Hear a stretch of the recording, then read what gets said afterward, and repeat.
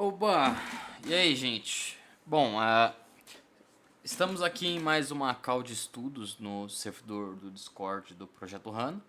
No momento só tem eu, é uma quarta-feira, então muita gente aí deve estar se arrastando pelo meio da semana, né? Cansado. Mas aí eu pensei, pô, é um tema legal, é um tema importante. A gente teve recentemente uma de C Sharp e falamos um pouco, né, de orientação a objetos.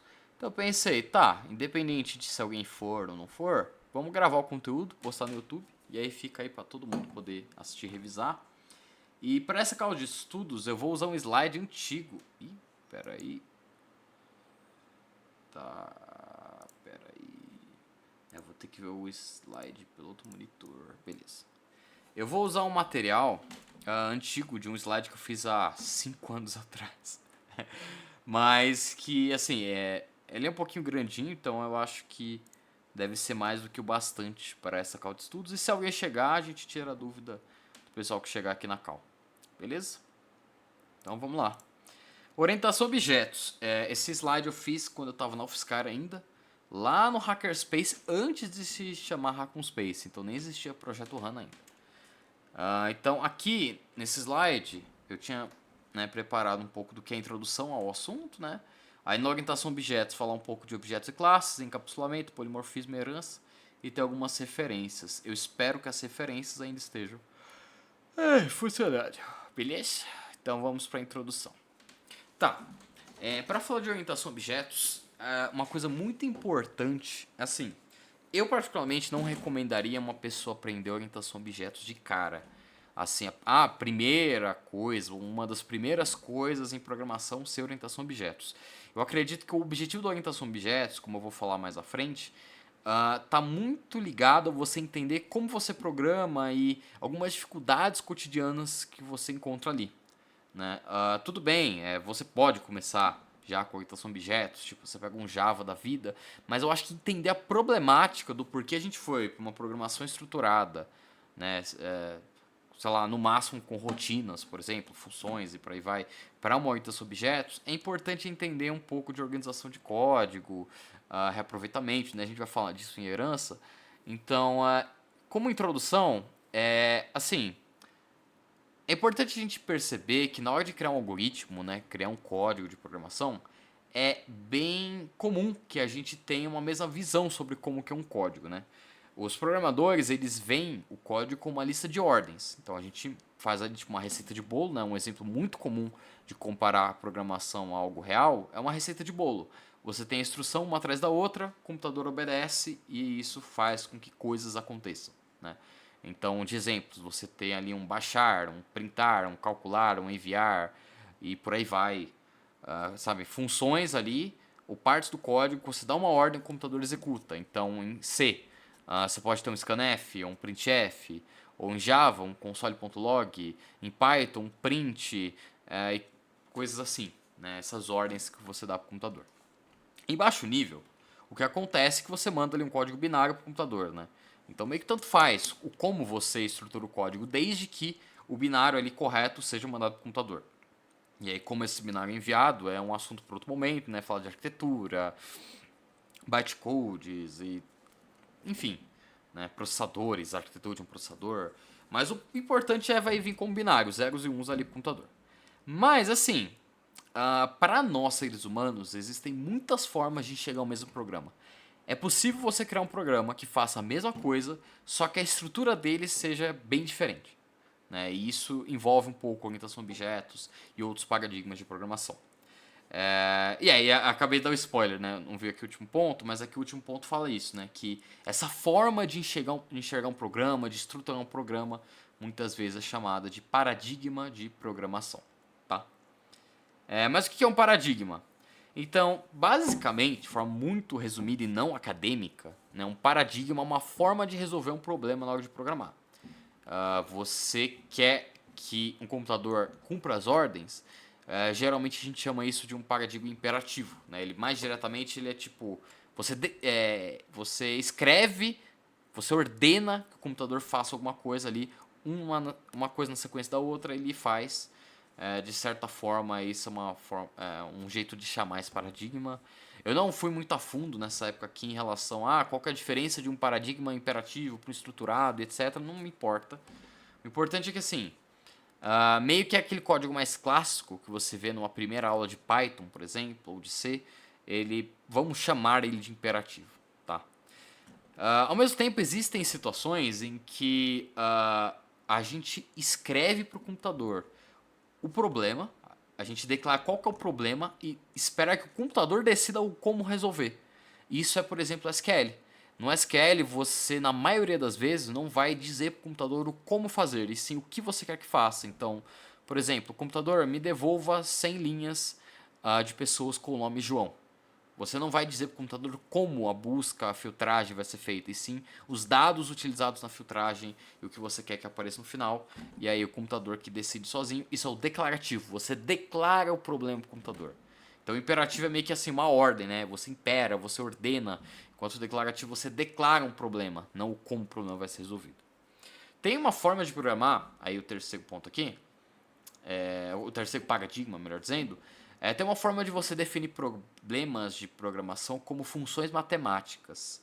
Ah,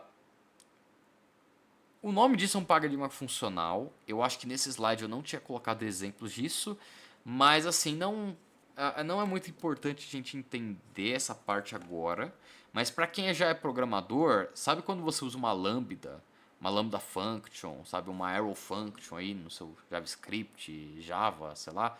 Isso são coisas de paradigma funcional. Ou então quando você tem aquele encadeamento de funções, de chamadas de funções no JavaScript, dentro de um mesmo objeto, você tem que ficar criando muitas variáveis. Isso também é um pouco herança do paradigma funcional, mas eu não vou entrar em detalhes, não é o objetivo, né, para essa apresentação falar desse cara, mas ele tem um quê ali meio matemático das paradas. E tem também um paradigma, que é o paradigma lógico, que usa muita expressão lógica. Eu sei que é comum a gente usar um AND, um OR, um SHOR de vez em quando, mas tem programações, linguagem de programação que usam paradigma lógico, que são muitas expressões lógicas mesmo, e aí toda a resolução do problema é baseado nisso, tá? Isso também pode ser falado em outro dia. Mas de tudo isso chega finalmente o paradigma orientado a objetos, onde você pode construir um código de programação que você não vai simplesmente dar ordens para o computador. O orientado a objetos ele é muito parecido com o imperativo, mas a forma como você estrutura as coisas é um pouco mais clara para nós humanos. Você usa as chamadas classes de objetos para ilustrar um problema, agrupar características e ações em comum. Para o computador, no final, vai ser tudo binário, como eu falei. Mas para a gente fica um pouco mais claro o que depende do que, o que tem relação com o que, sabe? É sobre isso que a gente vai falar um pouco mais aqui. É uma forma de você criar um código onde uma coisa que está interligada com outra, você consegue entender essa ligação. Você consegue entender quais variáveis estão dentro de uma mesma situação ali, de um mesmo domínio, e quais não estão, quais são bem diferentes. É um pouco mais agrupado as coisinhas, você meio que põe em gavetinhas, comparado ao código tradicional. Mas vamos para alguns exemplos. Aqui tem uma imagenzinha meio genérica que mostra um pouco da diferença dos paradigmas, né? Então, por exemplo, um paradigma procedural que vem da paradigma imperativo, orientado a objetos, aí processamento paralelo, a parte mais declarativa, né? Então, temos a paradigma lógico, funcional e mais o de banco de dados, né? Por aí vai, que é só uma imagem ilustrativa, mas como eu falei, esses outros paradigmas, as diferenças podem ser. Nossa, eu coloquei a diferença aqui, que legal, não lembrava disso. Tá bom, então. Então vamos falar, já que eu coloquei, mas dá pra gente aprofundar mais em outro caldo de estudos. Bom, existem muitos paradigmas. Esse daqui é só alguns exemplos, mas tipo, considerando que tem agora, sei lá, processadores quânticos, devem ter até paradigmas quânticos, não sei, deve ter N novas formas de programar, mas tem um monte, só pra citar alguns e o que geralmente que a gente encontra na prática, assim. Mas assim, a escolha de paradigmas muitas vezes tem a ver com qual linguagem de programação você está usando, ou então como você quer estruturar seu código. Então tem linguagens que agrupam mais de um paradigma, C, C++, JavaScript, por exemplo. Então, na prática, você vai acabar vendo muitos desses paradigmas, às vezes uns misturados com os outros. E criar um paradigma é algo bem raro, então é mais a situação de você escolher mesmo e tal. Enfim, quando você compara diferenças entre linguagem de programação, geralmente paradigma é uma das primeiras diferenças. Tem também as diferenças se a linguagem é compilada, interpretada, e piriri, pororó, a sintaxe, mas paradigma é uma coisa importante. Então, por exemplo, Java é orientado a objetos. Que eu saiba, tem ali uma pitadinha de linguagem funcional, né? Que ficou bem. Voltou muito na moda aí nos últimos. Que? Última década, talvez? Ter recursos de linguagem funcional. Mas Java base, o core é orientado a objetos, né? Então não tem muito o que falar disso. Eu sei que tem versões mais recentes do Java que você não tem nem que criar a classe principal, viu? Uma parada dessas. Você pode já meio que rodar o código ali por padrão.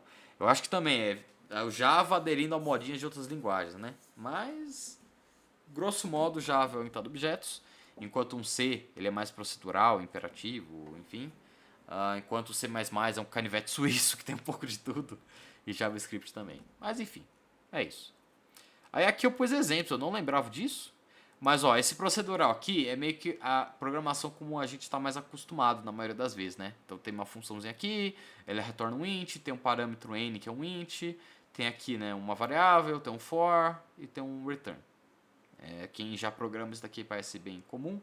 Aqui, para quem não usou muitas linguagens funcionais, tipo só funcionais, aqui é meio que o mesmo código, só que em termos funcionais aqui.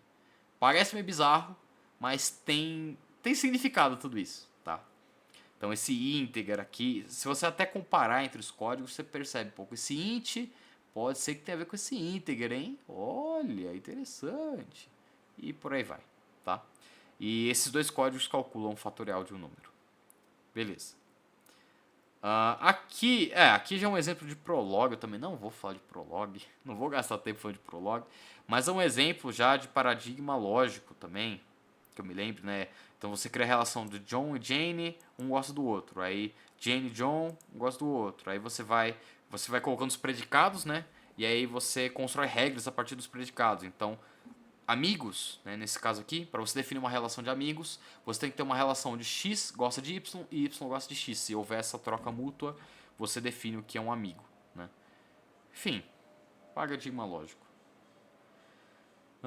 Algumas linguagens têm mais de paradigma, eu falei disso. Alguns paradigmas são melhores em algumas situações do que outros. Tem gente que vai achar que um fatorial desse jeito é mais bonito que desse, ou o contrário. Enfim. Nem todos os paradigmas são implementados igualmente, isso também é importante. Exemplo é herança múltipla. Eu acho que eu não vou falar de herança múltipla nesse slide, mas tem linguagens que têm herança múltipla, tem outros que não. Que mais? É um campo de pesquisa grande, assim. Tem muita teoria também por trás. Então dá para se estudar muito sobre isso. Mas o foco vai ser o orientado a objetos. Beleza. Aí sim, indo para orientação a objetos. Beleza? Deixa eu ver se o está gravando aqui. Está gravando. Então, vamos continuar. Tá, conceito inicial. Se você não entenderam muito o que eu falei até agora, poxa, paradigma lógico e não sei mais o que, funcional e matemática, não se preocupe. Vamos meio que começar do zero. Aquilo foi só uma explicação inicial. Se vocês conseguiram entender algo daquilo, beleza, se não, não tem problema. Mas vamos começar do zero com um exemplo muito simples. Isso daqui que eu tenho aqui no slide são alguns carros, beleza? A gente vai criar um código envolvendo esses carros. Então temos 3 carros aqui. Vocês percebem que todos são carros. Mas tem diferenças. Por exemplo, a cor, alguns formatos, o tipo do pneu, etc, etc, etc. A marca do carro, enfim. Mas são carros, certo? Então a imagem anterior mostra vários carros. Para que eles sejam considerados carros, eles têm coisas em comum, certo? Então existem características em comum. Por exemplo, todos eles têm 4 rodas. Beleza? Só que eles não são iguais, eles têm outras características diferentes, mas nem por isso eles deixam de ter algo em comum. Vamos ver um probleminha de programação que envolve esses carros e vamos tentar em C. Eu não pus no slide, que lindo. Tá. Quanto tempo deu de gravação? Vamos abrir um Ideone o programa, vai. O Marcos do passado fez na marra. Tá bom, Marcos do passado. Tá bom. Vamos programar aqui ao vivo, então. Vamos fazer um exemplozinho de programa em C.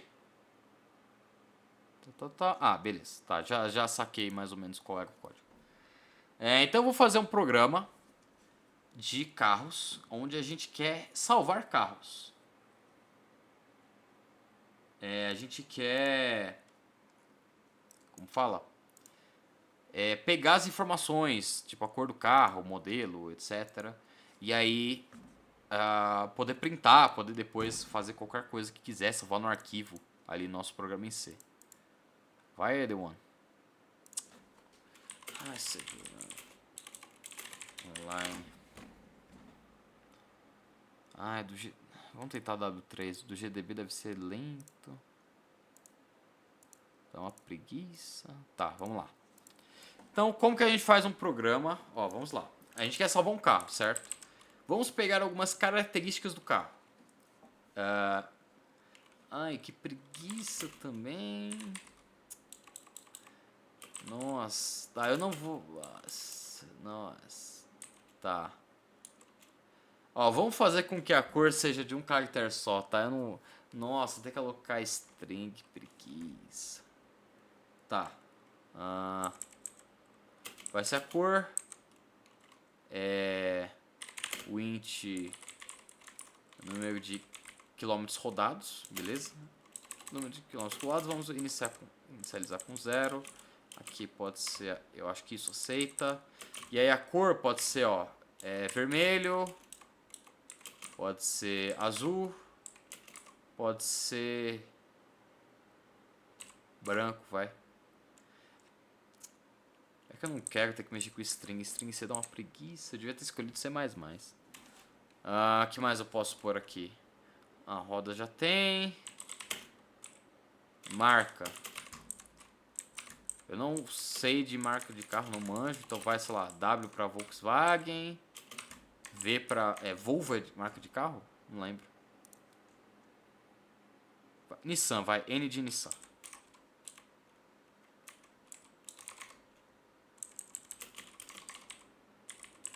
Não precisa nem escrever Volkswagen. Nissan. V de vermelho. A de azul e B de branco. Deixa tudo em maiúsculo. Tá, pode ser essas três características aqui. Vamos dizer que eu quero cadastrar carros. Então, vamos lá. Cadastre seu carro aqui. Beleza? Então, printf para cadastrar e aí a gente faz o scanf. Então, scanf... Vamos pegar primeiro a cor, né? Eu tenho que passar o endereço de memória.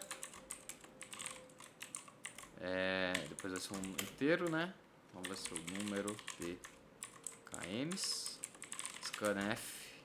Porcentagem C, que vai ser a marca. Marca. A gente vai dar um printf aqui. Porcentagem C, porcentagem D, porcentagem C. E aí vai ser o...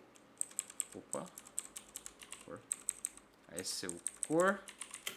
Número de kms. E vai ser a marca. Marca.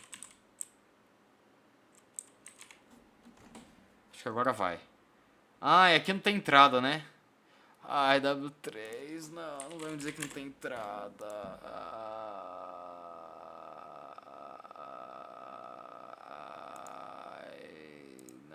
Não tem entrada, não. Ai, que coisa chata.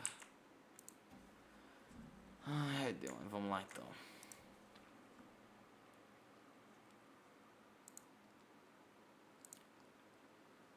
Tá, a minha entrada. Então vai ser V,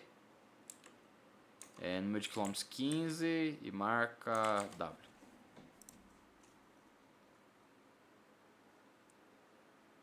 Eu não posso deixar assim, né? Posso deixar assim? Ele vai estar com lixo de memória, mas tanto faz. Tá. Interessante, deu alguma coisa errada.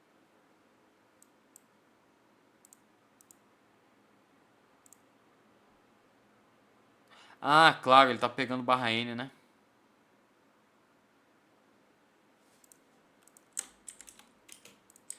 assim, vai. Senão eu uso um getchar. Por isso que programar em C é complicado, né? Fazer coisa em prod, assim, umas coisas pra apresentar ao vivo, assim.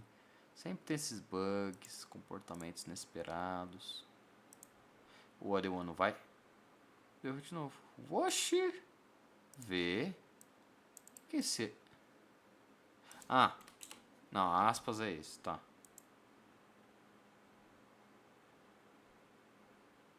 Por que não tá pegando a marca, hein?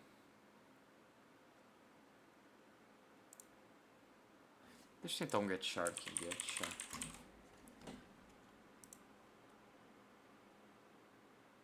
É isso mesmo. Que tava dando chabu. Tá. Vamos só. Aqui faz diferença se eu fizer isso? Beleza. Tá. Sofrimentos à parte por termos usado a linguagem C. Esse programa aqui, ó, ele pega uma cor, um número de quilômetros, uma marca para um carro. Eu peguei aqui com scanf, printei. E a minha batalha aqui foi mais, tipo, em relação à programação em C. Eu tive muita preguiça, ao invés de fazer isso daqui com uma string, do jeito que o C não tem, né, sem incluir uma biblioteca, um tipo de string, um tipo de texto, assim, deu preguiça, pus um caractere só. Mas enfim, eu peguei. E aí vamos voltar pro slide. Não daria para simplificar um pouco esse código? Tipo, em C a gente tem funções, structs, biblioteca, tudo isso ajuda bastante. Mas as soluções são muito atreladas a C. Então, por exemplo, se eu quiser registrar vários carros, eu tenho que começar a fazer umas paradas assim, tipo... eu acho que é assim, né? Struct.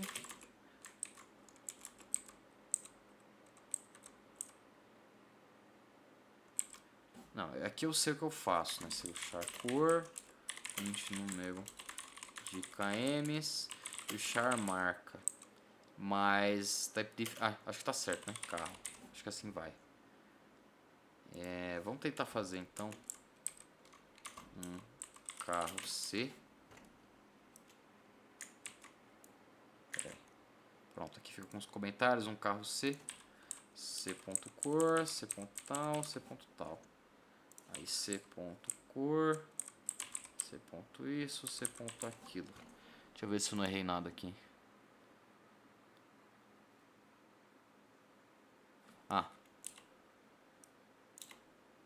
Eu não sei se aqui com o inteiro ele vai dar erro. Ele dá? Melhor tirar, né?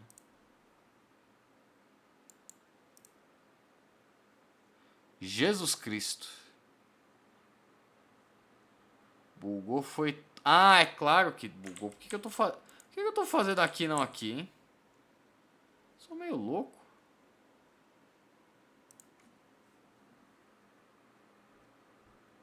Nossa, bugou tudo porque não teve... Nossa, por que eu... Vou fechar W3. Tô louco. Tô ficando doidinho. Tá.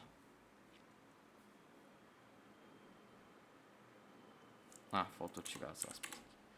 Beleza, o que eu fiz? Eu criei uma struct, tipo, um agrupamento aqui de dados e tal, e isso representa um carro. Aí para criar mais de um carro é mais fácil, né? Ao invés de eu ter que criar várias variáveis assim, eu posso criar assim, ó, carro C, carro C2, carro C3, enfim. Eu posso organizar um pouquinho melhor, né, meu código. Mas assim, struct é um negócio que é do C. Outras linguagens podem ter um struct ou chamam isso de outro nome. Mas tem formas de organizar mais, só que ou tá muito ligado ao C ou tá muito num baixo nível. Como muitas linguagens já usam orientação a objetos como base, né, elas já saem do pressuposto de que você sabe orientação a objetos, então não teriam muito uma solução assim. Tem uma solução um pouco mais elegante, que eu vou mostrar na sequência. Mas assim, dá para organizar um pouco mais, sabe? Então, funções, sabe? Poder pegar tudo isso aqui por uma função de pegar dados do carro, e esse print, pegar, printar dados do carro e tal, eu posso fazer. Mas assim, o C usa esse paradigma estruturado, tipo, junto do imperativo, do procedural. Então, muito assim, essas ordens de coisas, né? O máximo que a gente pode fazer... Não, pera. Tá certo. não ser assim. Então, o máximo que a gente pode fazer é criar funções, né? Então, organiza nas funções.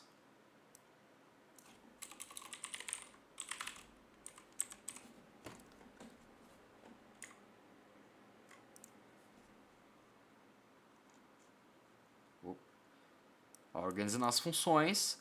Mas as funções é meio que um pedaço de código que a gente só tá copiando e colando aqui, né? Na hora de compilar e tal. Então, tipo, tem como organizar, mas ainda não é o bastante. Dá pra fazer um pouco melhor. Tipo, a gente não quer muito focar nos recursos da linguagem. Se eu estou criando uma função, exatamente. Se eu estou criando uma struct correndo no meio de carro. Eu quero algo um pouco mais tranquilo de eu poder agrupar as coisas. Por exemplo, essa função printar aqui. Ela tem a ver com printar os dados do carro. Mas e se o meu programa for tão grande que tiver outros prints? Tipo, eu quero pegar os dados do dono do carro. Aí eu vou ter que mudar o nome disso para printar carro. Aí eu vou ter que ter o... Inclusive, eu coloquei int aqui, nem precisava, né? Podia ser um void. Aí eu vou ter que ter um void printar dono carro. Sabe? Começa a ficar bagunça, porque eu tenho muitas funções aqui. Ah, mas você pode criar um arquivo .h. Eu posso, mas ainda não resolve o problema exatamente. Tipo, melhora muito, mas tem uma solução melhor. Tipo, eu quero focar mais em agrupar as coisas pelo problema mesmo, né? Que é o problema de salvar carros. Então imagina eu ter um arquivo que eu organizo tudo isso daqui envolvendo o carro. Tudo. Não só um ponto H que eu tenho ali, a declaração das funções, mas tudo, tudo. Tipo,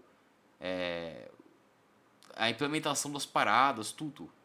E aí, eu deixo meu arquivo principal mais limpinho, né? Eu posso fazer só incluir coisas do meu carro. Opa, carro.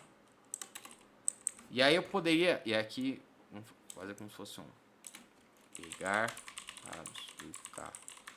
Se eu pudesse fazer algo muito mais limpo assim, sabe? Ia ser muito mais eficiente, porque aí eu foco mais no meu problema. Aí é que entra um pouco a orientação objetos. É resolver as coisas, né? Organizar o seu código pensando mais nos problemas, em resolver problemas e não tanto nos recursos mais baixo nível que a linguagem te oferecer. Então vamos lá, né? Nesse caso do carro, imagina que a gente faz um template, tá? A gente faz ali um formato do carro. E esse formato diz quais são as características comuns que o carro vai ter. Né? As rodas, a quantidade de quilômetros, por exemplo, marca, cor. São características comuns de um carro. E aí, para cada carro, para cada variável de carro, vai ter características diferentes. Então, tem esse verde aqui, está escrito Polo, esse azul escrito Mini, esse vermelho escrito Beetle. E a cor e esse nome são as diferenças, né? As características diferentes. Mas ele segue o mesmo modelo, o mesmo padrão. E o nome que damos a isso é, esse template seria chamado de classe, e essas variáveis, essas instâncias seriam os objetos. Então seria meio que, seria meio que o seguinte, como se essa parada aqui,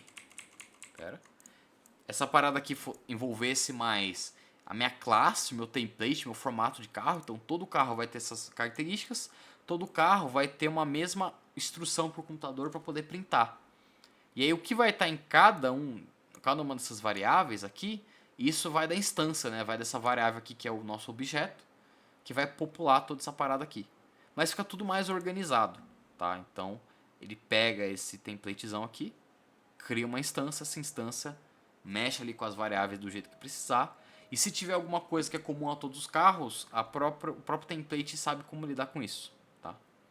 Então eu acho, vamos ver, pus umas fotos. Tá, tem uns códigos, eu acho que vai ajudar mais pra frente. Vamos continuar com o conceito, depois eu vou para os códigos. Então, conceitos. Objeto. O objeto representa uma entidade, essa instância aqui, né? Qualquer coisa palpável, próximo da realidade, é alguma coisa que existe, né? Um objeto, nesse conceito um pouco mais abstrato, é uma coisa que existe, enquanto a classe é esse conjunto de objetos de mesmas características. É esse template, essa forma que gera objetos. Então, temos aqui a classe carro. Cada carro, né, um objeto derivado dessa classe, tem suas próprias características. Um objeto ele pode ter mais de um template. Você pode ter mais de um agrupamento. Então, por exemplo, o carro, mas tem carros que são off-road. Tem carros que tem, sei lá, Tem carros que tem teto solar, poder criar uma... que aí não é tão um bom exemplo. Deixa eu pensar. Já sei. Você tem uma classe carro, mas essa classe carro, ela gera duas outras classes. Então tem o carro com teto solar e o carro sem teto solar. E aí... não, não. Não é um exemplo ruim, porque é de classes. Nossa, eu tô mal de exemplo de classes. Calma aí. Estão mandando mensagem no zap, tô desconcentrando. Com carros. Tá, vai. Já sei. Gasolina, vai. Vamos falar sobre gasolina. Então, carro, né? Existem muitos tipos de carros, de tipo carros híbridos, carros elétricos, carros só a gasolina, a diesel e por aí vai, correto? Imagine que você tem uma classe de carro a gasolina e tem a outra classe carro elétrico. Só que o seu carro é híbrido, então você poderia ter dois formatos assim de carro e aí sua instância, seu objeto, ele pegaria informações dos dois carros, vai. É um exemplo. Vou até mutar o zap aqui porque senão eu vou desconcentrar de novo. Mas assim, você pode ter, só que na maioria das vezes um objeto ele vai ser moldado por uma classe só. Né? E geralmente uma classe tem mais de um objeto, então você cria essa forma para você criar vários objetos. Geralmente você não vai criar para um objeto só e nunca mais vai ter outros. Geralmente é para que você crie vários objetos mesmo ao longo do tempo aí do seu programa, tá? E algumas classes podem ter coisas em comum. Então, o exemplo aí que eu dei do carro a gasolina e o carro elétrico. Os dois são carros, então eles têm coisas em comum. E aí entra o exemplo ruim que eu dei ali de carros e por aí vai. Então você pode ter até essa semelhança entre classes, né? De uma classe que gera outras e essas outras pegam as características da classe que baseou elas e por aí vai. É um template baseando o outro, enfim. Dizemos que os objetos eles possuem atributos. Atributos são as variáveis, são as informações. Então a cor do carro, o nome, tudo isso são atributos do objeto. E também a gente define como que os objetos interagem com o mundo. A gente define funções, né, que a gente chama de métodos, para dizer como que aquele carro, como que aquele objeto interage com o mundo. Então como que eu vou printar as informações daquele carro? Existe um método para isso. Então, eu quero que o carro consuma uma quantidade de gasolina. Aí eu tenho um método que consome a gasolina do carro. Por aí vai. Então, essa é a conceituação mais abstrata, por assim dizer. E aí aqui, trazendo de novo o exemplo do carro, já numa orientação objeto, só que numa tabela, né? Então vamos dizer que temos a classe carro. Os atributos seriam, né, nesse exemplo aqui dessa tabela, a marca, o modelo, a cor, o combustível. Tudo isso são variáveis que cada carro vai ter as suas próprias, certo? Todo carro vai ter uma marca, um modelo, uma cor, um combustível, só que o valor que vai estar para cada variável no seu carro vai ser diferente. Então a gente tem um objeto carro A aqui, que a marca é Ford, modelo Fiesta, a cor é branco e combustível é gasolina. E a gente vai ter um outro objeto aqui, carro B, que vai ser uma Mitsubishi L200, cor azul royal, movida a diesel. Todas têm os mesmos atributos, nomes de atributos, né? Variáveis, só que cada variável é populada com valor. E eles têm os mesmos métodos, então como o carro vai ligar? Tanto no Ford quanto no Mitsubishi vai ser do mesmo jeito. Acelerar, mesmo jeito. Frear, mesmo jeito. Beleza? Vamos ver se o Marcos do passado pôs exemplos de... Tá, ok. Mais umas fotos. Aí eu vou ver se eu pus exemplos em código para isso. Aqui tem um exemplo de um Tesla Truck. Isso se enquadra como carro? Sim. Teoricamente é um carro, só que bem esquisitão. Mas ainda é um carro. Tá? E isso, é um carro? Não, é um caminhão. Poderia se encaixar se a gente tivesse uma classe automóvel, por exemplo, o veículo. Aí tem coisas em comum com o carro, mas não é um carro. Isso daqui também não é um carro, mas é também um veículo, por assim dizer, né? Uma bicicletinha aqui do Lucas Neto. Enfim. Aí, olha que interessante. Eu falei muito de carro, mas a gente poderia ter uma classe carros ou veículos que engloba mais do que só carros. Tá, mas e as paradas de bicicleta e caminhão? Tipo, bicicleta tem suas próprias características também, e o caminhão também. O que a gente faz assim? Tipo, tá, a gente tem uma classe carro, mas como que transforma a classe carro para automóvel e como que faz essa parada? Então, a orientação a objetos ajuda a já pensar em tudo isso. tipo, você ter vários templates, várias classes, e uma classe que herda da outra, uma classe que pega características da outra, fazer toda a separação bonitinha para não ter muitos conflitos. Você saber diferenciar uma coisa da outra, saber o que cada coisa compartilha em comum e por aí vai. Tem muita ferramenta para isso, e o objetivo agora dos próximos slides vai ser falar um pouco dessas características, tá? Daqui a pouco a gente vai ver sobre elas. E aí, para finalizar sobre classe e objeto, a gente diz que o objeto pertence a uma classe, né? Então, o objeto ele foi instanciado baseado em um template aqui, uma classe, e que esse objeto é uma instância. E também dizemos que a classe tem um ou possui um objeto, ou mais de um objeto, né? Uma classe pode ter sido usada para instanciar vários objetos. E aí, sobre PO, que eu falei que tem várias ferramentas, a gente tem alguns nomezinhos, né? Então, POO é Programação Orientada a Objetos. Uma programação que se baseia em utilizarmos objetos aí para todo lado. Então, ao invés de variáveis soltas, a gente tem classes. Essas classes a gente cria uma instância desse objeto e a gente vai usando tudo bonitinho. E tudo que é relativo àquele objeto fica no mesmo arquivo, fica ali na mesma classe, por assim dizer, tá? E aí tem esses nomezinhos, polimorfismo, herança, abstração, encapsulamento, que a gente vai falar um pouco deles agora. Tá. Nossa, pus umas imagens aqui. Beleza. Se precisar, eu abro aqui o código e vou programando. Vamos lá. Sobre essas paradas aqui. Eu comecei com encapsulamento. Eu acho que encapsulamento é da hora de começar, porque lembra um pouco o exemplo que eu fiz aqui no ID1. Então vamos lá. Olhem este código aqui. Esse código eu fiz em C. Esse código eu tenho um vetor de cores. As cores representadas por um caractere, né? Então, char. Esse vetor tem 50 espaços. Então, eu tenho meu intimate e tal. Ah, ok. Nossa, por que eu pus cor duas vezes? Ah, tá, porque eu falo de escopo também nesse sentido. Tá, beleza. Volta tudo. Tá. É eu tentando me interpretar. Então, ó, temos aqui um array global de cores. E dentro do meu int_main eu tenho um outro array de cores, eu tenho de placas e de marca. Eu tenho uma função aqui aleatória que faz alguma coisa com a cor. Esse código que está aqui dentro também lembra muito o código que eu fiz, né? Quando estava desorganizado, que era tipo as cores de carro, placa, marca, e aí meio que eu vou pegando e salvando das paradas aqui, meio que, né, meio desorganizado, né? Então, nesse caso, como é um array de cores, eu poderia dizer que na posição 0 é do primeiro carro, e na posição 1 é do segundo, e por aí vai. E da placa também. A placa na posição 0 é do primeiro carro, a do outro carro é na posição 1, e etc. Com classes e objetos fica mais organizado. Mas aqui tem um problema também, não só de estar bagunçado aqui, né, não está muito agrupado, como também tem esse problema de escopo, né? A gente tem uma outra variável com o mesmo nome aqui e tal, aí começa a ficar meio bagunçado. Só que encapsulamento é um conceito que nos ajuda a resolver essa parada, né? Então, ó, o conceito de escopo é comum em programação, esse escopo, né? Onde uma variável foi criada, onde ela pode ser utilizada, onde ela é conhecida. Então, se eu chamar aqui fora a variável placa, ela não vai existir, porque ela foi declarada aqui dentro, ela está dentro do escopo do int_main. Da mesma forma, se eu chamar a cor aqui dentro, por escopo vai chamar primeiro essa cor local, ao invés de chamar a cor global. E se não existisse a cor local aqui, ia chamar a cor global por conta, né, da precedência ali do escopo. Tá? Qualquer linguagem de programação basicamente tem escopo, esse conceito de escopo, declaração de variáveis, por assim dizer. Talvez uma linguagem funcional você tenha constantes, né, ao invés de variáveis, mas enfim. Se você tiver no escopo certo, tipo, qualquer função vai aceitar aquele tipo de dados, ele com parâmetro e tal, não vai dar muito problema.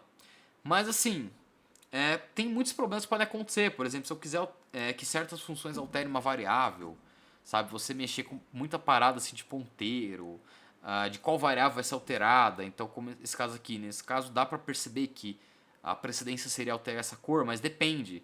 Então, se eu tenho aqui a minha função, eu estou passando uma cor, mas se eu esquecesse de passar a cor aqui dentro e eu alterasse a cor lá dentro, eu alteraria a cor que é global, sabe? Ia ficar uma bagunça.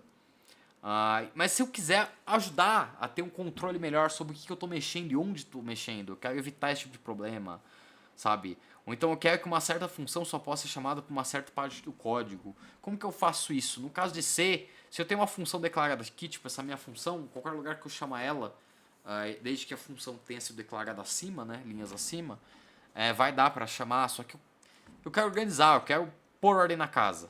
E encapsulamento é um conceito de orientação a objetos que ajuda a fazer isso. Então, na programação estruturada, por exemplo, eu tenho, né, as variáveis globais, e dentro dessas variáveis globais eu vou chamando funções, né, int main e as outras funções que vão sendo chamadas aí ao longo do tempo. E todas as funções vão buscar nesses dados globais, né, se dentro do escopo delas não for encontrado nada. Mas na orientação a objetos eu posso fazer uma parada muito mais organizada. Então, dentro de um objeto, eu vou ter os dados daquele objeto. E um outro objeto não vai poder acessar os dados desse cara aqui. Então, o próprio objeto ele tem seus dados bonitinhos, encapsulados, né, com uma cápsula, guardadinhos bonitinhos. E se eu quiser alterar eles, eu chamo os métodos. Eu chamo essas funções aqui que estão dentro da minha classe. Né, tudo bonitinho, reservadinho. E aí, um cara não vai poder alterar o outro.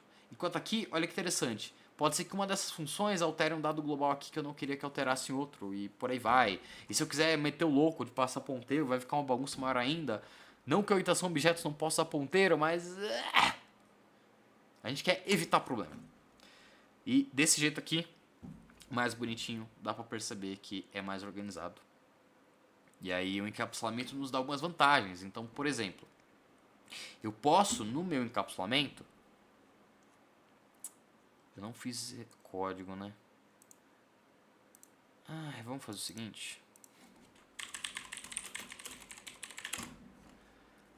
Não vai ser JavaScript, é TypeScript. Vamos codar no TypeScript uma classe que eu acho que vai ficar melhor. Beleza. Vamos usar um exemplo de uma classe aqui. Aí eu mostro o encapsulamento, essa diferença aqui, tá? Então, por exemplo, a classe carro, que a gente falou tanto, classe carro. E aí eu posso ter meus atributos, então a cor, no caso aqui, né, cor. Eu posso ter a marca, assim, de marca. Posso ter o int, não, é number, né?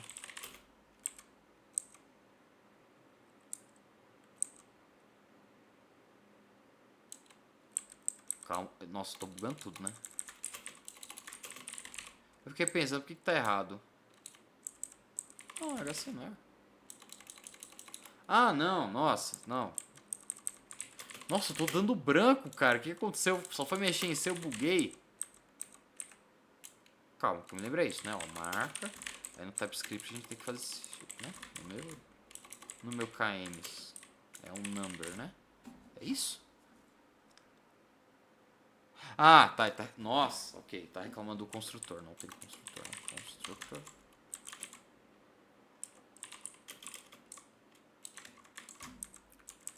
Vai reclamar do this, né? This.cor. This.marca. E o this.número km0. Tá, eu já falo do construtor aqui. Ignora esse cara aqui. Então, olha, eu posso ter uma classe carro que vai ter aqui, ó, cor, marca, número de quilômetros, certo? E aí, se eu criar um novo carro, new carro. Pera aí. Const carro. Eu não sei por padrão como que é. Pera aí. Carro.cor. Deixa eu ver se funciona isso aqui. Run. Beleza. Se eu colocar aqui cor aí. Amarelo. Run. Beleza. Tá. Ele printou. Então, olha que interessante. Aqui é minha classe, meu template, né? O que tem nesse carro. E aqui eu acabei de criar um carro, né? Com o JavaScript. E aí eu posso criar vários outros carros. Carro 2, um carro. E cada carro ele vai ter bonitinho suas variáveis ali juntinhas, agrupadas. Então não vira uma bagunça. Né? Eu posso, se eu colocar esse carro em um outro arquivo, eu posso usar meus carros à vontade, sem ficar me preocupando em agrupar o que é do carro, o que é de uma outra classe, né? Como eu falei lá, classe motorista. Poder ter a classe motorista, e aí o que é de motorista fica em motorista, o que é de carro fica em carro. E se for para usar no código mesmo, com variáveis, eu só faço isso, eu só crio, né? Declaro essa variável, instancio ela e vou usando do jeito que eu quero. Então aqui, por exemplo, carro.cor, eu acessei aqui, né, a cor do carro e por aí vai. Então foi muito simples, muito tranquilo. E isso são as classes, né, esse templatezão, e aqui os objetos, né? Então esse carro e o carro 2 são objetos aqui de carro, da classe carro. Esse construtor, eu não pus esse slide, mas é bom avisar, é que assim, quando eu acabei de criar o carro, como que eu defino quais são os valores padrão? Né? Você pode usar esse construtor. O construtor é uma função especial das classes ela constrói o objeto. Então, o que eu faço? Essa função é meio que assim. O que fazer quando um objeto está sendo criado? Nesse caso aqui eu estou falando que a cor vai ser uma string vazia, a marca string vazia, quilômetros 0. E aí é um jeito de instanciar. Eu posso instanciar de vários jeitos. Então eu poder colocar, por exemplo, é o seguinte, ó. Eu poderia fazer um construtor que é assim, ó. Marca string. Opa, é number. Eu posso fazer que o construtor ele necessite dos argumentos aqui para inicializar. Então amarelo, Nissan e 15. E aí vermelho, sei lá, eu acho que Volvo é marca de carro, né? E 10. E por aí vai. E eu acho que no TypeScript, vamos confirmar isso, você pode ter mais de um construtor, correto? Ou não pode? Ah, que sacanagem, já TypeScript. Isso eu acho sacanagem, tá? Eu acho, por mim, devia permitir. O C++ eu acho que permite, né? Que é o polimorfismo de construtor, eu acho que ele permite, mas tá bom. Então, ó, o construtor é meio que o que fazer quando está acontecendo essa instanciação e você pode utilizar para já pôr valores padrão aqui nas paradas e tal. É bem interessante. Mas beleza, vamos continuar. E aí sobre encapsulamento, né? Então, por exemplo, se eu tiver aqui um let cor e é tipo string, essa cor, olha a diferença, console.log cor. Vamos printar essas cores. Faltou cor, marca. Eu já vou falar desse this, pra quem não entendeu o que é esse this. Esse this aqui, ó. Aí, ele printa esses dois últimos, certo? Ó, amarelo e string vazia. Consigo limpar? Aí, beleza. O amarelo é do carro.cor. E a string vazia é do carro. Esse eu pôr até uma outra parada aqui, então preto. There run. Ó, o amarelo que é do carro, o preto que é dessa cor aqui. A gente evita ter bagunça de variáveis. Eu não posso, né? Se eu tentar fazer assim, carro.cor, ele vai dar erro, porque essa sintaxe desse ponto aqui não é uma sintaxe válida para criar uma variável. Então fica bem interessante assim. Beleza? Então, encapsulamento envolve um pouco isso. Você encapsula essas variáveis aqui dentro e aí você não pode fazer caquinha aqui fora. Só que tem mais caquinhas que você pode evitar. Então, nessa tabela aqui, por exemplo, quando você encapsula uma variável dentro de uma classe, você pode definir algumas coisas para ela. Então, por exemplo, você pode definir que uma variável, um método é público, protected ou private, ou default. O default eu acho que entre linguagens muda. Então eu não vou falar muito desse default. O default é tipo isso aqui, ó, que eu não pus nada aqui na frente, tá? Mas vamos falar desse public, protected e private. É muito interessante que o encapsulamento permite que você defina se essas variáveis podem ou não ser alteradas fora da classe ou não. Então, por exemplo, aqui eu printei, né, carro.cor. Se eu tentar fazer assim, ó, que carro.cor é igual a preto, a gente apagou aquela variável com preto, né? E aqui tá com amarelo. Vamos limpar os logs. Run. Virou preto. Eu consigo alterar essa cor aqui, ó, fora da classe. E isso pode ser um problema em alguns casos, porque se alguma parte do código lá na linha 615, sabe, pula várias linhas, opa, e aí na 615 eu ponho que o carro.cor é preto, é branco na verdade, né? Eu tô alterando a parada e fica uma bagunça eu ter controle de como e quando está sendo alterado. Com o public, no caso aqui como default ele está usando o mesmo comportamento do public, né? Muito parecido em algumas situações. Mas o public, se você colocar assim, ele meio que é explicitamente dizer que eu permito que, ó, esses atributos aqui pode fazer do jeito que quiser, fora da minha classe, à vontade. São públicos para qualquer parte do código alterar. Então, dentro da mesma classe, pode alterar alguma coisa pública? Pode. Dentro de um mesmo pacote de classe, isso é mais coisa de Java, né? Pode alterar? Pode. Subclasse no mesmo pacote. Então, se você tem uma classe que foi criada a partir de outra classe, a classe pai, então aqui é carro, né? Se tivesse uma classe Nissan, eu acho que é extends nesse caso, né? Se eu tenho uma classe Nissan que foi criada baseada na classe carro, eu posso alterar a minha variável? Com public você pode fazer o que você quiser. Você pode alterar fora de classe, dentro de classe, subclasse, fazer à vontade. Esse negócio de package, vamos esquecer um pouco, porque envolve... Eu acho que é mais no Java que envolve essa parada de package. Mas pode. Com public pode tudo. Com protected pode quase tudo. Eu não posso fora das classes. Mas dentro de uma classe que se baseia na outra e tal, as classes filhas, isso eu posso. Com protected. Então ele é protegido para alterações fora da classe e de todas as relações aqui de uma classe com a outra classe. Mas fora dela, então, ó, não subclasse, outside, não sei o que, não pode. E o private não pode em lugar nenhum, exceto na mesma classe. Então, se eu pôr private aqui, na classe missão eu não posso alterar esses caras. Se em algum momento aqui, algum método, eu tentar alterar a cor, a marca, etc., vai dar erro. Eu não posso com o private, eu só posso alterar aqui dentro da minha classe carro. Certo? Isso eu recomendo muito. Deixa eu ver quanto tempo tá dando. Já tá dando 1 hora, né? 50 minutos. Eu recomendo ir testando, porque eu ainda tô com alguns slides para falar. É bastante coisa. Mas dá para ir testando na prática isso. Então, criar uma classe, a outra. Eu vou falar um pouco de herança daqui a pouco. Esse negócio do Extends vai ficar um pouco mais claro. Mas assim, o encapsulamento não permite só você organizar de não ter conflito com... Olha que interessante, depois com private, olha que interessante, ele não permite mais que eu acesse aqui fora. Vamos colocar protected. Ele dá erro ainda, porque protected não pode aqui fora. É protected, é só dentro da classe dos seus filhinhos aí, nada disso, mas você põe como public, aí dá certo. Public, e aí como eu falei, o comportamento default, no caso aqui do TypeScript, ele está seguindo algo bem parecido com public, mas em outras linguagens pode variar um pouquinho. Então o encapsulamento ele ajuda em muitos sentidos, até de segurança, de você não alterar uma variável para acidente e tal, você organizar melhor como as coisas estão sendo alteradas e onde.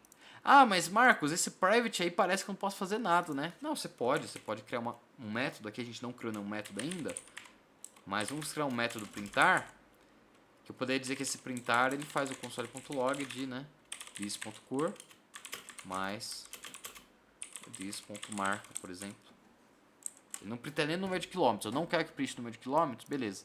Eu poderia usar aqui um carro.printar. E aí ele... Pera. Ele printou um defined. Calma aí. Claro, né? Eu não preciso do console.log aqui. Beleza. Opa. Amarelo Nissan. Ele printou desse jeito aqui. Vamos até mudar o caractere para vocês verem. Depois um outro caractere. Ele printou porque eu criei um método, é uma função que só existe aqui dentro. Então se eu der só printar, não vai dar certo. Não existe. O printar ele existe só dentro dessa classe. E se tá com private isso daqui, private. Opa. Aqui dentro da classe ele ainda pode mexer. Não é pra trocar. Não, travou tudo. Não. Beleza. Mesmo sendo private aqui dentro pode, mas se eu tentar aqui fora, né, carro.cor não vai dar certo. Beleza? Então encapsulamento permite essas paradinhas. Isso daqui é um método, é uma função que só existe aqui dentro dessa classe carro, então só objetos carro podem chamar esse cara aqui. Olha que interessante, você organiza muito bem as coisas, né, uma dentro da outra. Porque no C, por exemplo, se você importasse, né, eu fiz um include do meu carro.h. Aí tudo que envolve carro vai estar público para todo mundo, né? As funções e tal, vai tudo poder ser chamado por qualquer um, vai ficar uma bagunça. Mas com orientação a objetos fica mais organizado. E aí aqui é meio que uma forma de mostrar, um gráficozinho de mostrar, né, a parte do público, privado, né? O que é acessível e não acessível. Então, aqui é uma forma gráfica de mostrar, né, que o que é público é acessível por todo mundo, dentro e fora da classe, o que é privado é só dentro da classe e por aí vai. Tá? Por exemplo, um exemplo de bagunça que poderia acontecer, imagina se qualquer parte do meu código pudesse acelerar um carro. Né? Se por acidente qualquer parte do meu código eu tivesse uma função acelerar aqui, acelerar, e qualquer parte do código pudesse mudar, ia ser uma bagunça. Então eu posso dizer que o meu acelerar é um private acelerar, por exemplo. E aí só dentro da minha classe eu defino quando eu posso chamar esse acelerar. Inclusive, o printar, ele tá como default. E como public também eu posso chamar. Se colocar como private, ele vai dar erro. Opa, private. Ele dá erro ali, eu não posso chamar. Protected, mesma coisa. Olha que interessante. Então isso evita, por exemplo, que eu altere o meu código, faça besteiras em qualquer lugar ali. Um outro exemplo. Se você tivesse um objeto fogão, que representa um fogão, e qualquer parte do código pudesse mudar a temperatura do fogão, ia virar uma bagunça, ia dar problema. Certo? E aí, mas poxa, como que eu altero então? Vamos dizer que é tudo private, tá? Vamos um exemplo. Private, vamos falar de gets e sets. É tudo private. E aí, aqui, ó, vamos tirar o carro 2. Eu quero alterar, não quero mais que a cor do carro seja amarelo. Como que eu faço? Porque se eu der carro.cor, eu não consigo acessar. E aí? Aí que existem os gets e sets, tá? Você pode criar um método que altera esse valor. Então, tipo, muda a cor. E aí você vai ter uma cor nova aqui, né? Uma cor string. Aí this.cor é igual a cor. Isso é um jeito de mudar. É uma função que vai chamar a cor aqui de dentro e mudar baseado no que você passou aqui. Isso tem uma convenção de nome, tá? Aqui eu tô pondo nomes em português para facilitar o entendimento, mas na programação orientada a objetos tem nomes padrão para esse tipo de coisa, né? Então a gente chama, né, de getters e setters. Eu já vou ler baseado no slide aqui, mas uma coisa que eu só quero explicar antes que eu esqueça é: aqui, por exemplo, eu estou mudando a cor, né? Deixa eu explicar desse this. Aqui perceba que o parâmetro eu coloquei o nome de cor. E eu tenho um atributo chamado de cor. De forma muito resumida sobre o this, porque eu sei que this dá para fazer uma palestra sobre ele. E os problemas de usar ele em alguns casos, né? Mas o this é uma forma de representar. This, tipo, este objeto, esta classe aqui, pega desse cara aqui que eu estou dentro dele, a cor. Então, esse this.cor fala assim, desse cara aqui, pega a cor. Enquanto esse cor aqui é um cor genérico, e no caso aqui ele está pegando a variável genérica que ele encontrou, e é esse aqui. Agora se eu fizesse aqui, ó, isso aqui, ele estaria pegando esse mesmo cara duas vezes, ia virar bagunça. Ou então, eu acho que tem situações que ele até pode tentar pegar esse cara aqui, mas pode dar ambiguidade, pode virar bagunça. Então, this.cor, no caso de orientação a objetos, né, é um jeito de pegar a cor. Então, this ponto alguma coisa é um jeito de pegar quem está aqui dentro. Então, aqui, por exemplo, poderia no muda a cor fazer um this.printar. Aí estou buscando dentro dessa classe esse método de printar e chamando ele aqui. Tá? É um jeito de referenciar a si mesmo aqui nesse caso. Beleza. Existem várias formas de alterar valores privados. Tá? Você pode também usar um protected e alterar baseado numa classe filho, enfim. Usando um método público ou criando um método privado, esse método privado é chamado por outro método público, tem muitas formas, tá? Mas é uma convenção você ter os famosos getters e setters. São métodos públicos, então são caras que vão ser públicos e que os nomes geralmente vão ter nessa convenção aqui. Então vai ser, por exemplo, isso aqui ser um setCor. Enquanto a gente poderia ter um outro, um public, getCor. Ele é privado, então se ele é privado eu não posso pegar um carro.cor, certo? Eu não posso pegar. Mas se eu quiser pegar cor, o que eu posso fazer? GetCor. E aí, return this.cor. Esse é um getCor. Esse é um padrão de nomes. Você pode colocar o nome que você quiser, nem muda a cor. Mas por padrão, geralmente a gente coloca assim: set, que é para alterar, e get, que é para pegar. Então aqui nessa função eu não estou alterando o valor, eu estou pegando, eu estou get. Nesse caso aqui eu estou setando, eu não estou pegando, eu estou alterando o valor, é um set. E aí se eu fizer um console.log, por exemplo, carro.getCor, aí eu vou printar só a minha cor. Então se eu der um... Opa. Então, ó, amarelo, eu estou printando só a minha cor. Pô, mas qual que é a vantagem disso? Por que eu não deixo o public direto? Porque, primeiro, se você deixar public, você vai poder alterar aquele valor. Né? Nesse caso do get, eu estou pegando o valor, mas eu estaria também permitindo que o set fosse feito em qualquer parte do código. Mas aí é só eu usar um setCor. Qual que é a diferença de usar um setCor ou de eu deixar public e só usar assim, .cor? Simples. Colocando dentro de uma função, você pode fazer uma lógicazinha para impedir problemas. Então, eu posso colocar um if aqui e verificar cor. Cor. É uma string vazia? Então, return. Eu não altero. Você pode pôr validações, por exemplo, para impedir que seja alterado de qualquer forma. O que, se eu alterar só assim, né, se fosse público e alterasse assim, eu poderia pôr o valor que eu quisesse. Não ia ter uma validação impedindo isso. Sendo que não. Fazendo com get e setters, eu posso, por ser uma função, colocar uma lógica de programação aqui. Da mesma forma, cor. Ao invés de printar assim, eu poderia fazer uma conversão, tipo, converter para hexadecimal, sei lá, e aí dar return no valor hexadecimal. Eu poderia ter lógicas, ter regras de negócio aqui, moldando como eu quero meus dados. Beleza? É isso. Então, gets e setas são públicos. E aí o que acontece dentro deles, você pode, sabe, fazer o que você quiser. Você pode pegar atributos que são private, você pode pegar atributos protected de outra classe pi. Você pode fazer uma baguncinha aqui que é bem interessante. E você não permite que quem está por fora bagunce o seu código. Isso é muito bom. É muito bom. Então, por exemplo, aqui, ó, se a velocidade for um inteiro, né? Vamos dizer que temos uma velocidade aqui. Vamos dizer que temos um private velocidade. Ele é um number. Se ele fosse public, eu poderia colocar qualquer valor. Só que assim, se ele é um number, eu não sei dizer se ele está em km por hora ou metros por segundo. E alguém de fora poderia confundir por um valor muito bizarro. Poderia ter feito o cálculo errado por um valor bizarro.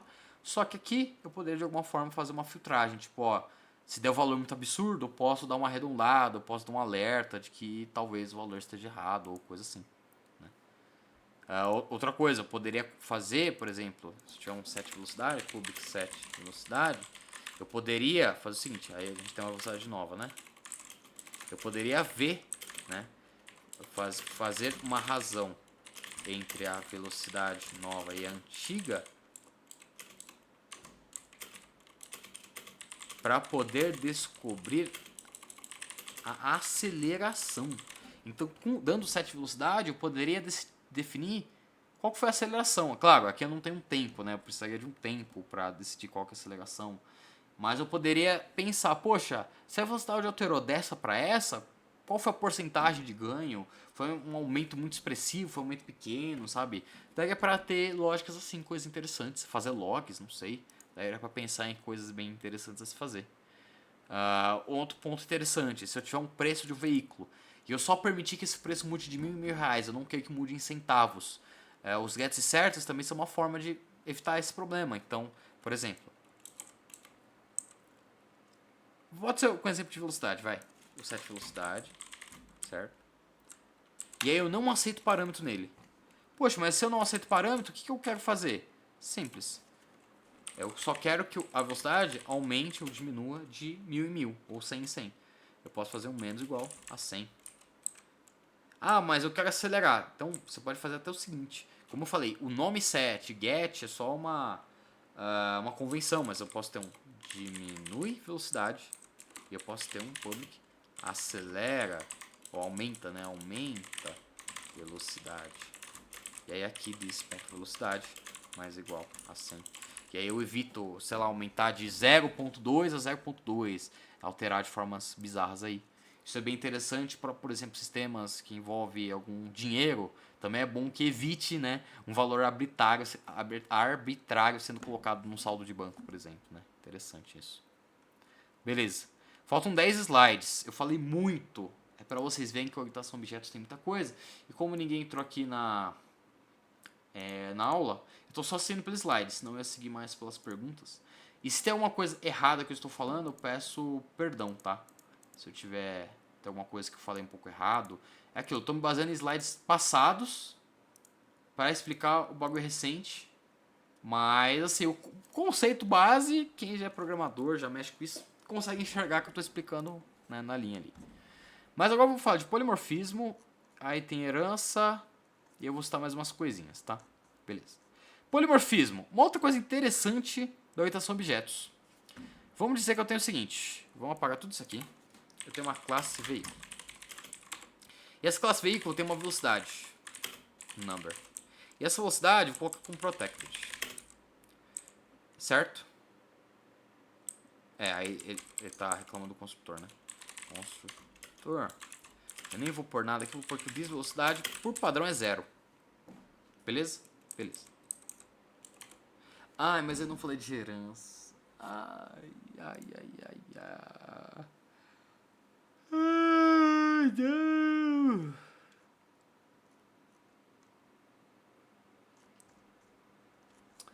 É que no meu caso do passado eu falei herança depois. Vamos falar de herança primeiro, vai? Pô, Marcos, do passado você zoou aqui. Vamos falar de herança primeiro e depois eu falo de...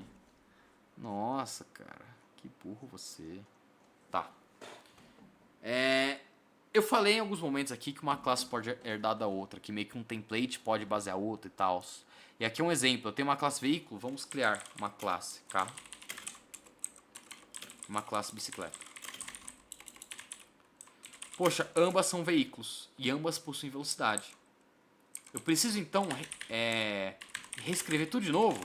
Velocidade, que é um number, aí vai ter um construtor, que não sei o que. Não, não preciso. Eu posso fazer com que a minha classe carro ela se baseie em outra classe, então veículo. No caso aqui do JavaScript é esse extends, mas outras linguagens podem usar outras terminologias, então. E aí olha que interessante.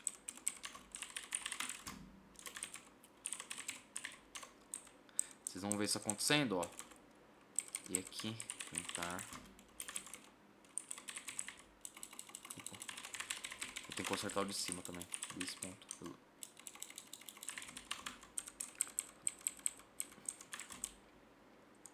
Beleza. Percebam que o printar não existe aqui no veículo, mas existe tanto no carro quanto na bicicleta. E aí vamos criar no carro. Const carro é igual a new carro. E aí eu faço aqui carro.printar. E olha que interessante vai acontecer. Ele vai dar 0, porque eu inicializei com 0. E percebam, essa variável não foi declarada nem aqui nem aqui, foi aqui. Só que eu estou compartilhando ela, porque tanto o carro quanto a bicicleta tem isso. Então eu posso criar um template baseado no outro. Então tudo que for comum a carro e a bicicleta ao mesmo tempo, eu posso colocar em veículo, no que diz respeito a veículo. E o que for apenas de um e de outro, eu posso colocar aqui. Então, por exemplo, placa, que é uma string, é só de carro, porque a bicicleta não tem uma placa, né, que possa ser identificada pelo Detran, que eu me lembro, tá? E ele tá reclamando do construtor, né? Construtor, eu posso colocar aqui a placa por padrão sei lá, placa vazia.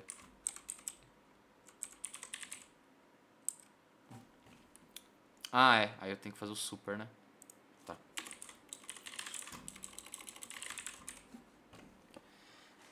Então eu posso dizer que o carro ele tem uma placa, mas a bicicleta não tem uma placa. Olha que interessante. Então, placa é uma característica que apenas o carro tem. Mas olha que mais interessante, né? No construtor aqui, eu tive que fazer um construtor para definir um valor inicial de placa. Só que uma coisa interessante, sem o construtor aqui, vamos tirar até a placa. Percebam que a velocidade já está sendo inicializada como 0, certo? Porque por padrão, sem um construtor, nesse caso aqui, né, do TypeScript, ele já está chamando o construtor de veículo, né, da classe pai automático. É uma forma de chamar essa relação aqui isso daqui é uma classe filho, isso daqui é uma classe pai. É um jeito de dizer, né? Mas olha que interessante, como aqui eu criei uma característica nova, um atributo novo, e eu estou tendo que inicializar ele reclamou da falta desse super. No caso do TypeScript, o super é um jeito de você se referenciar ao construtor da sua classe pai. Esse é um jeito bem interessante. Já que construtor é um nome genérico, né? E eu não posso alterar o nome aqui, né? No caso de construtor, tem que estar esse nome para identificar que é um construtor. Mas aqui é um jeito de chamar o construtor da minha classe pai. É esse super aqui. Enfim, isso tudo aqui é herança. Então é meio que um filho, o carro, está herdando de veículo. E a bicicleta também herda de veículo. Isso é uma herança. E aí com isso eu posso fazer com que esse objeto carro, no fundo ele é o quê? Ele é ao mesmo tempo um carro e um veículo. Olha que interessante. Então, fazendo um gráficozinho, aqui está como transporte, né? Daí para fazer até uma herança maior, mas ó, poderia ter uma classe transporte, tem uma classe de terrestre, né? Transportes terrestres, e aí tem carro e moto, ou carro e bicicleta, e aí poderia ter transportes que tem os transportes marinhos e os aéreos, e por aí vai. E claro, quanto mais para cima aqui, mais abstrato, enquanto mais próximo do que é realmente o objeto instanciado, é algo mais concreto, algo que eu tenho mais informações assim. Então, um veículo, nesse caso aqui, é algo bem genérico, enquanto um carro e uma bicicleta são mais próximos de algo que dá pra gente imaginar o que seja, né? Isso é bem interessante, isso é o conceito de herança. E aí eu reaproveito código, então ao invés de colar isso daqui em todos, isso aqui está em um cara só, esses caras só reaproveitam, certo? Então uma classe pode herdar atributos e métodos de outra, então se eu tiver também aqui, então se eu tiver um printar velocidade, aí olha que interessante, console.log, a gente vai mudar um pouco as coisas, né, o this.velocidade, e aí vamos tirar esse printar daqui,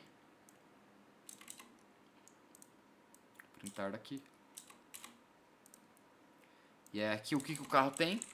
Ele tem o printar velocidade. Opa. Que ele herda do pai dele. Então o carro não tem esse cara. Mas quem tem é o veículo. E aí tanto o veículo quanto se eu criar aqui uma bicicleta, né? Const bici, new bicicleta. A bici vai ter entrar velocidade. Ambos vão ter a velocidade de 0, mas deu tudo certo. Olha que interessante. Herança nada mais é do que reaproveitar código, é tipo uma árvore genealógica mesmo, né? Então você cria coisas novas apenas quando necessário. Eu vou apenas criar coisas novas em carro, se for específico do carro.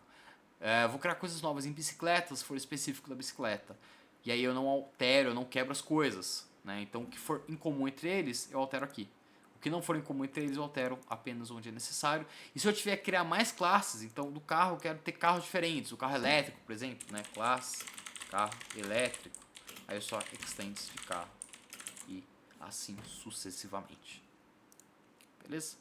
Quanto mais próximo das classes filhas, né? Outro jeito de chamar essas classes filhas é de subclasses, né? Mais estamos especializando, tornando as coisas mais, né, concretas. Quanto mais próximo das superclasses, das classes mães, pais, estamos mais abstraindo, tá? Cada linguagem implementa herança de jeito diferente, então às vezes não vai estar com esse nome extends, tá? Mas tem várias formas e tem herança múltipla. Tem algumas linguagens que você poderia fazer algo assim. Aqui vai ser uma herança cíclica, né? Acho que nem permite. Mas teria linguagem que você poderia fazer veículo, isso lá é aero, nave, não sei. Você poderia estender mais, e eu acho que o TypeScript não permite, tá? Mas a base de herança, desde que tenha orientação a objetos ali, tá tudo nos conformes. Tá, tem o último slide de herança, eu vou para o polimorfismo. Só para quem é muito preciosista, sim, eu sei que TypeScript e JavaScript não são orientados a objetos, eu devia ter falado isso antes. Mas para quem só está aprendendo agora, ignora. Mas para quem é preciosista, sim, JavaScript é orientado a protótipos. Eu sei disso. Mas vamos ignorar, tá? Propósito de ensino. E até porque, no fundo, isso daqui é um protótipo, só que, né, tá fingindo ser uma classe. Então, whatever. Quem não entendeu nada que eu falei de protótipo, não se preocupa. É só um recado para quem aí for reclamar de mim que você não falou que era baseado em protótipos. Tô falando agora. Isso aí. Beleza. E aí olha que interessante. Por que o velocidade estava acessível a carro, a bicicleta e por consequência também está em carro elétrico, está como protected. Se ele tiver como public, ele também funciona. O default, pelo que parece, funciona. Se tiver como private, aí não funciona. Se eu quiser tentar alterar aqui o this.velocidade, ele nem me mostra, ó, eu não consigo alterar a velocidade. Ele está com privado, apenas aquela classe, só aquela classe pode mexer. Nenhuma das classes filhos pode mexer. Mas se for protected, por exemplo, ninguém de fora pode mexer. Mas se é uma classe filho, pode mexer. E detalhe, no caso aqui do carro elétrico, o carro elétrico, se eu tirar aqui a herança, ele não pode mexer também. Mas se ele estender, aí ele pode voltar a mexer. Então nesse caso aqui, o this.velocidade volta a existir. Beleza? Beleza. Protect ele é mais restrito que o public, envolve encapsulamento, mas é mais permissivo que o private e tal. Aí aqui fala, né, que a classe filho tem acesso ao que a classe mãe ou pai tem. Então é possível atribuir um objeto de uma superclasse a um objeto de uma subclasse. Você pode pegar objetos, né, atributos na verdade. Não, tá. Agora eu lembrei porque eu falei de polimorfismo antes, entendi. É possível você pegar um objeto de uma superclasse, olha que interessante. Vamos dizer que eu tenho um veículo, const veículo, é igual a new veículo. Eu instanciei um veículo. Esse veículo não sabe ainda se é um carro ou uma bicicleta. Eu poderia fazer isso?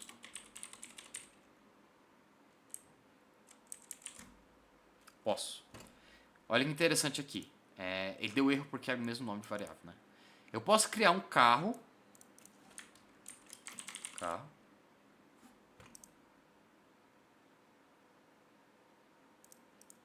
Pera.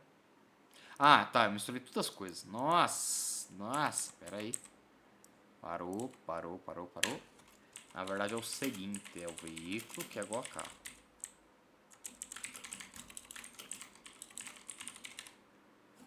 Olha que interessante. Eu posso criar uma variável veículo. Veículo, por si só, não tem nada. O veículo não sabe quem são os filhos dele. E atribuir um carro, o carro nada mais é do que um tipo de veículo, só que ele tem características dele próprio. Nesse caso eu posso. O que vai acontecer é que tudo que envolve carro, que é exclusivo de carro, não vai existir nesse veículo. Então se eu der veículo, ponto aqui, tudo que tem nele é o que existe aqui dentro. Então se tiver aqui um printar placa,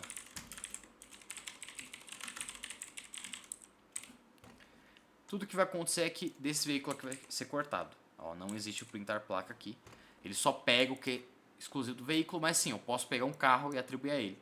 Porque o que poderia dar chabu de dar conflito, o veículo tem. Tudo que o carro tem em comum com o veículo tem, então tá de boa. Mas o contrário, como eu mostrei agora há pouco, não é verdade. Então se eu criar um carro 2, que é do tipo carro, e der um 1000 veículo, ele vai dar erro porque o carro tem mais coisa do que o veículo. Então ele vai dar erro porque ó, o carro tem uma placa e o veículo não define o que é uma placa. Então aí dá erro, tá? O contrário não é verdade. Talvez em algumas linguagens dê pra forçar um pouco essa verdade, mas no geral não.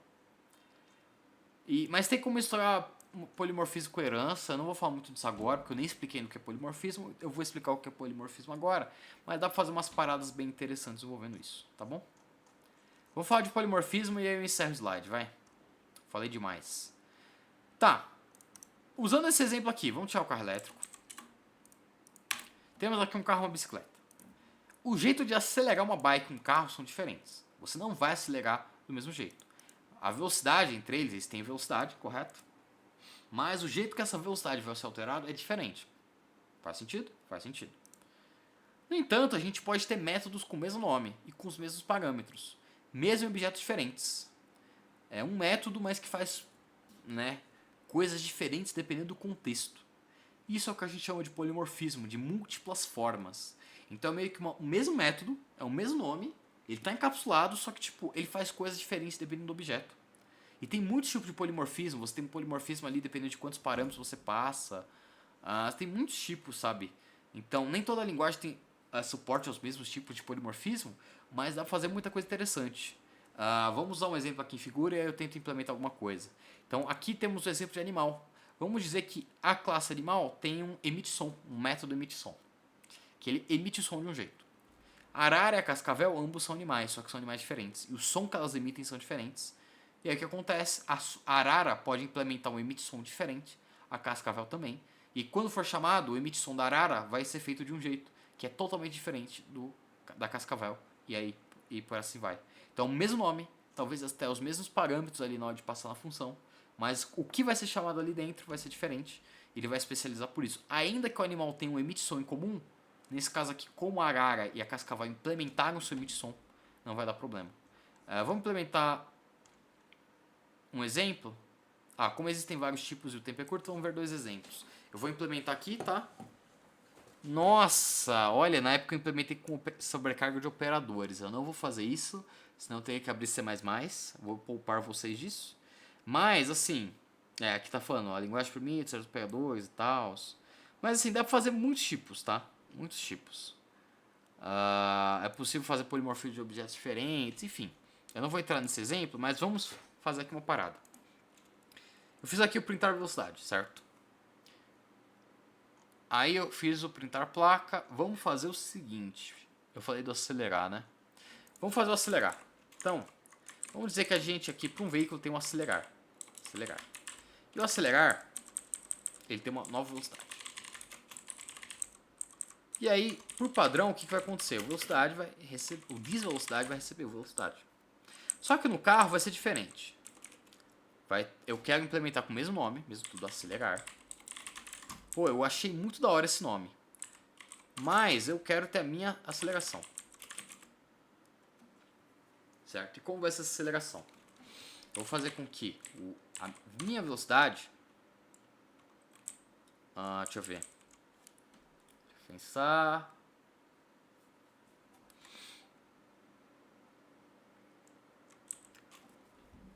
Deixa eu pensar que nesse caso eu nem passaria. Já sei. Vamos outro exemplo. Vamos fazer que aqui a velocidade vai de 1 em 1. Tá? Ó, velocidade. Mais. Aqui vamos falar que o acelerar acelera de 1 em 1. No carro eu quero que a velocidade acelere de 10 em 10. Então, no carro eu acelero de 10 em 10 km. O que de certa forma faz sentido. Tudo bem que na prática, né, um carro acelera de forma analógica, então vai subindo aos pouquinhos. Mas vamos dizer que no carro que eu quero que seja de 10 em 10 para respeitar a sinalização. tá bom? Mas no bicicleta eu quero ter um acelerar diferente. Eu quero que acelere de 2 em 2. De 2 em 2, tá bom? O que vai acontecer? Se eu chamar o acelerar do carro,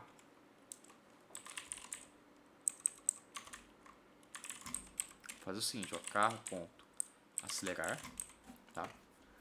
Vamos dar um run aqui. Então o carro começa com 0, aí ele acelerou, foi para 10. E esse 0 aqui é da bicicleta. Vamos agora ao bici.acelerar, e aí bici.printar velocidade. O que vai acontecer? Limpa aqui os logs. Do carro era 0, foi para 2. Da bicicleta era 0, foi para 10, aqui foi para 2, certo? Por quê? Mesmo tendo o mesmo nome, mesmo tendo a mesma quantidade de parâmetros, ele identificou, ó, o bicicleta tem um acelerar, eu vou chamar o dele. E aí o acelerar do veículo, que é o padrãozão, eu não vou chamar. Ah, mas se o bicicleta não tivesse acelerar, o que vamos fazer? Vamos testar. O que vamos fazer? Ele acelerou apenas um, porque ele pegou, já que não existe aqui, né? Não existe esse polimorfismo, ele foi aqui e chamou do pai. Então isso é muito interessante, você pode meio que fazer um overwrite, reescrever o comportamento de alguma coisa. Então pode ser que o printar velocidade aqui do veículo não seja suficiente. E no carro eu quero printar a velocidade já mostrando que é quilômetros por hora, por exemplo. É uma coisa interessante. Né? Ou então bicicleta, metros por segundo, não sei. Você pode escrever coisas com o mesmo nome, só que com um comportamento diferente. E aí fazer as paradas de uma forma bem interessante. Deixa eu ver se o TypeScript permite eu fazer isso aqui. Se eu fizer isso, ele permite?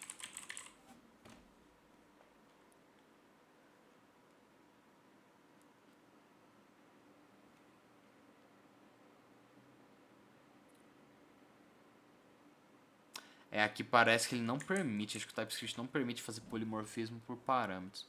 Tá, eu não vou lembrar de cabeça tudo que o TypeScript permite, mas tem alguns que você pode fazer, tipo um acelerar com parâmetro, com 2, com 20, por aí vai. Ou então, nesse caso, talvez o TypeScript permita que faça, só que você vai ter que implementar sempre um base na classe Py. E as classes filhos vão alterando. Não sei. Mas enfim, tem várias formas, tá? É o nome, a quantidade de parâmetros, tem por sobrecarga de operadores, tipo no C++ e por aí vai. Tá bom? Certo. Tá, eu falei demais. Deu 1h22 de gravação. Vocês viram que dá pra fazer muitos exemplos, dá pra fazer muita coisa. Então eu vou só dar umas sugestões de coisa a mais. Se vocês estão vendo esse vídeo, quiserem comentar, dá pra melhorar nisso, melhorar naquilo, deixe seus comentários, suas sugestões. Mandem sugestões de conteúdos para outras pessoas estudarem. Mandem perguntas. E vamos fazer mais caos de estudo. Então, quem sabe pode ter uma parte 2. E aí se eu ver que eu errei alguma coisa, ou melhor, não expliquei tão bem algum conceito, eu explico de novo, trago exemplos. Eu crio um novo slide, tá? Até que esse slide aqui do Marcos do passado tá legal, mas dá pra falar muita coisa.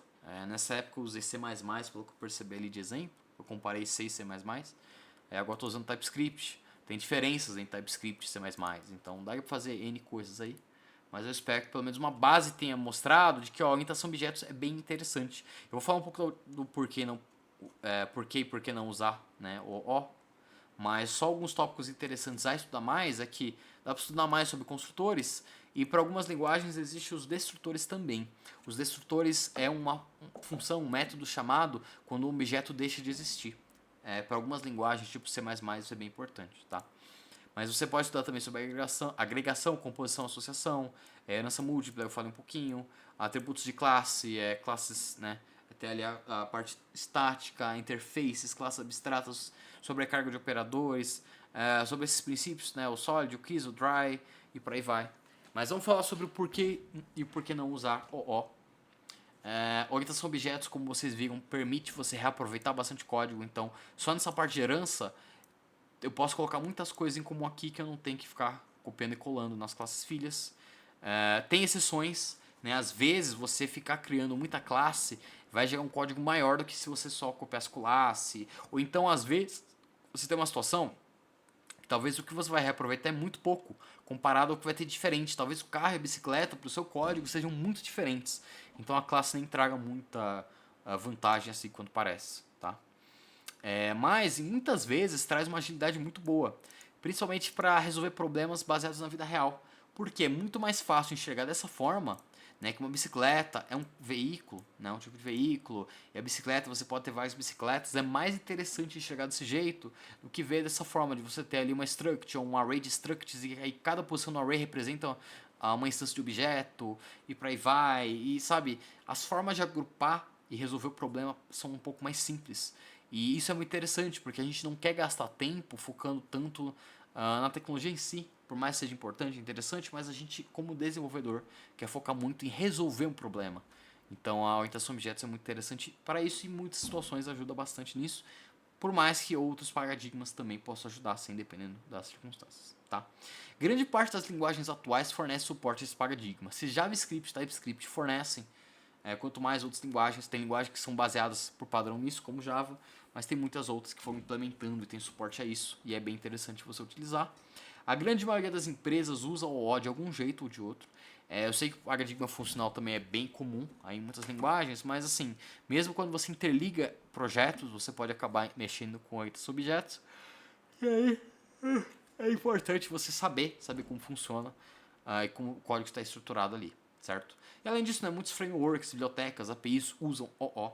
Então, se você vai fazer um MVC, por exemplo, é muito comum que nesse MVC você tenha ali uma modelagem de objetos, uma camada de modelagem, a modelagem desses objetos desses objetos relacionais, né, melhor dizendo, com objetos de orientação a objetos mesmo, né, por exemplo. Por que não usar OO? Então, em algumas situações pode dar dor de cabeça. Então, tudo isso que eu falei de herança, polimorfismo, às vezes vai te dar mais problema do que parece, do que era esperado. A herança múltipla é um exemplo disso que pode dar dor de cabeça em alguns casos. Até porque também pode acontecer que em problemas mais abstratos, que não é tão fácil você imaginar, né, como uma bicicleta, um carro, fazer dessa forma pode ser mais esquisito. Então, problemas matemáticos são um grande exemplo, sabe? Pô, eu vou criar, sei lá, uma classe Fibonacci, mas para que eu querer criar uma classe Fibonacci se eu puder fazer só algumas poucas linhas de código ali e fazer meu cálculo de Fibonacci em paz, sabe? Coisas mais abstratas são um pouco mais difíceis, e aí já um paradigma funcional, por exemplo, talvez fizesse mais sentido. Em algumas situações, como eu citei, podem gerar códigos maiores e mais desorganizados, então você pode ter ali 20 classes para representar uma coisa simples, por exemplo, né? E muita gente pode achar que a orientação a objetos é o único jeito de se programar. E isso pode fechar a mente de muitas pessoas, sendo que na verdade não. O interessante é saber um pouco de cada, saber situações em que é útil usar um ou outro e poder usar na medida certa. Eu, por exemplo, gosto muito do paradigma funcional. No dia a dia eu acabo usando um pouco de tudo, certo? Dependendo das necessidades. Então não podemos ter a mente fechada também. Tanto no sentido de não usar a orientação a objetos, quanto no sentido de só usar ela e mais nada. Por fim, tem alguns links aqui, tá? Não são muitos, pelo que eu vi, ó. Eu coloquei o Wikipedia sobre polimorfismo, entendendo e aplicando a herança em Java. Tem um documento aqui da Unicamp sobre PO, construtores e destrutores. Um artigo da Lura sobre programação orientada a objetos. Vamos ver se ainda funciona. Funciona. E um do DevMedia também sobre os pilares da orientação a objetos. Pegou umas imagens também. Mas qualquer coisa, mandem comentários aí e mandem para nós que a gente responde. Tá? Eu falei demais, como eu disse, que tenhamos mais causas de estudos e nelas vocês possam tirar suas dúvidas e assim fique tudo mais claro e mais tranquilo para todos. Eu espero que pelo menos tenha dado um norte. O mais importante vai ser você pegar orientação a objetos e começar a aplicar. Fazer seu primeiro código em Java, entender qual que é a diferença de uma classe de objeto, entender como que uma classe pode herdar de outra e o que é public e protected, e treinando isso é o mais importante. Então, fazer seus primeiros códigos. Se você não deve TypeScript, JavaScript, tentar fazer suas primeiras classes, né? Organizar seu código de uma outra forma. Talvez pegar algum repositório mais simples que você tenha e tentar reescrever ele orientado a objetos para ver como seria, se vai ficar mais organizado, menos organizado. É um bom primeiro passo também, certo? E algumas recomendações que eu tenho. E aí, se tiver outras causas de estudos e conteúdos assim, a gente pode ver mais exemplos, beleza? Grandes projetos que eu fiz na HANA usam orientação a objetos, outros não tanto. Então, por exemplo, eu acho que a versão atual da HANA ela está por completo em orientação a objetos, eu preciso rever, mas ali quando necessário o uso, né, em places, situações lambdas, né, no caso ali arrow functions, que são mais de orientação de programação funcional, né. Mas é isso, tá? A gente pode mostrar mais exemplos depois. Fiquem com Deus. Tá dando 1h30 de eu falando e não calando a boca. E já falei demais, tá bom? Então, beijinhos da Hannah. Falou!